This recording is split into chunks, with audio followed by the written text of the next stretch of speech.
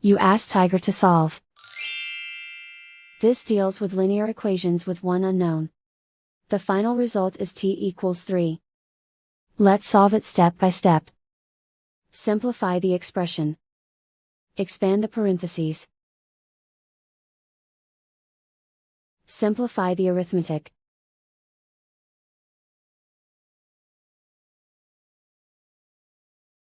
Group all t terms on the left side of the equation.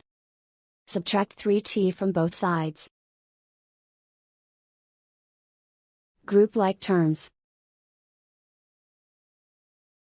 Simplify the arithmetic.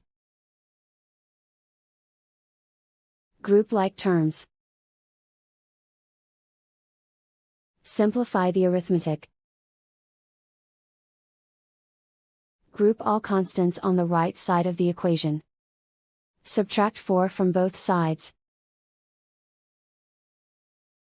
Simplify the arithmetic.